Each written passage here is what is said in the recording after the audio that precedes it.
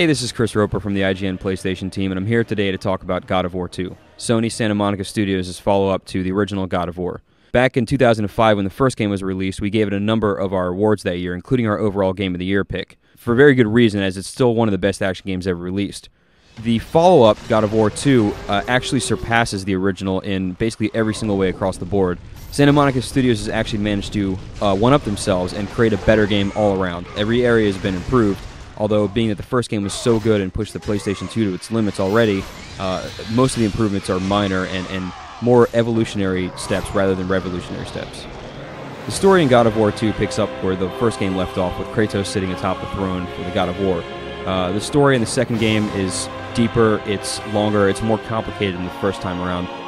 There's a lot of character development here where things aren't necessarily right and wrong or black and white, but it's more about perspective, about the perspective from Kratos' view, perspective from the god's view, perspective from some other characters that we're not going to spoil. So it's not so much as, you know, this guy's right and this guy's wrong and you're going to get revenge because it's been done wrong. It's about who really wants power, who's being greedy, and what is actually for the betterment of the world, for Olympus, etc., etc. And it's a really cool setup that we think actually is maybe just a tad better than the first game, but it's certainly up there, and it's a great tale. So the combat system in God of War 2 is identical to the first game, and for good reason, as that was basically perfect. Krytos has a few new moves here and there, and basically sort of replacing last ones or tweaking them a bit. But in large part, it's exactly the same. So if you're used to the controls in the first game, you can jump right in, right from the start, and start killing everybody. There are some pretty cool new grab kills where, like, you can rip guys in half, or you'll grab some guy's weapon and chop him to bits with it, or spin him around and stab him with his own sword, which is pretty sweet. But in large part, the combat is exactly the same as before, and that's really a great thing because I can't see how they could have gotten any better anyway. So yeah, there's nothing new here, but again, it was already perfect. While the game's combat is largely the same as the last time around, there are a couple new things. You have new magic attacks, you have new weapons, and you now have the ability to grapple onto things and swing across caverns, which is pretty cool. It's very Indiana Jones-esque, and you know, there's especially one scene in the game that's very, very cinematic and works with that really well. As far as magic is concerned, you have a couple returning favorites like Poseidon's Rage and something to do with Medusa's Stare, but you can get a couple new ones, and all of them are very cool, all of them are very useful. As was the case with the last time around, it's sort of more important, especially at the beginning of the game, to use your red orbs to power up your Blades of Chaos, or Athena's Blades in this case. But all the magic is really cool this time around.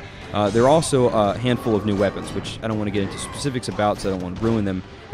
But they're all really cool, and the game does a really good job of letting you switch between them on the fly in the middle of combos and use them well. And all the new weapons have good purposes. They're not sort of throwaways like you might have seen before.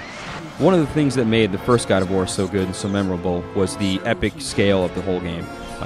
Set pieces were massive, and the same thing is true for God of War 2, except it's been turned up a notch.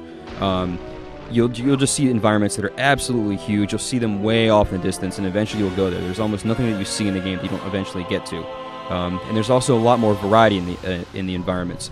Although most of the game takes place on an island, and you might think that, oh, we're going to see the same thing for most of the game, there's actually a lot more variety here than there was last time out. So while you'll see a lot of buildings that are still made out of stone and marble, or metal and fire like last time, you're also going to find underground caverns, lots of wooded areas to show off the foliage system that's in the engine, snowy mountains with flakes pouring down, lots of things like that. And what's also very good is that each of the areas are more condensed, so you're in and out of them quicker, and it helps keep the pace of the game up, so you never really get bored of any one area. One of the things that everybody wanted to see more of from the first game were boss battles. There was really only, I think, 3 big battles in the first game, but they're all fantastic. In God of War 2, there's more than double that.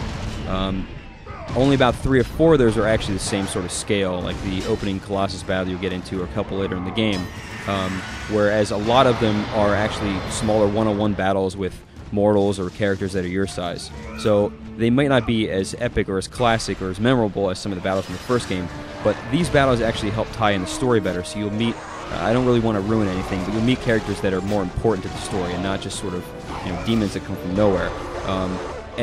But even though these are smaller scale battles, they're kind of better in some ways because you're actually using combat techniques rather than figuring out a trick to beat it and using button combinations. And there's also some of these are very cinematic in the way that they're presented. So basically, when it comes down to it, God of War 2 is a bigger, better experience than we saw the first time out, if that's to be believed. The game pushes the system farther, tells a better story. Krytos is both more vulnerable and more powerful in this game. The enemies that you fight are more varied. There's more boss battles here. Some of them are even better in the first game. The environments are bigger. There's more variety in there. Some of the play mechanics have been honed, and the combat system is back and at least as good as ever. Basically, it's an evolutionary step. They didn't really redefine anything. They didn't change the way anything played. They basically just said, okay, we have this fantastic engine, we have this fantastic setup, so we're going to take what we did before and just put in more, throw in more, turn everything up to 11, and just basically perfect it. And that's what's been done here.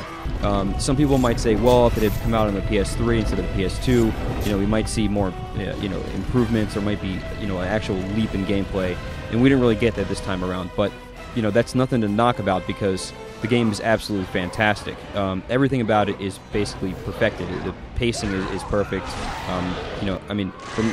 From top to bottom, it's an amazing game. If you own a PlayStation 2 and you don't mind some gore and a little bit of nudity here or there, then you absolutely must play this game.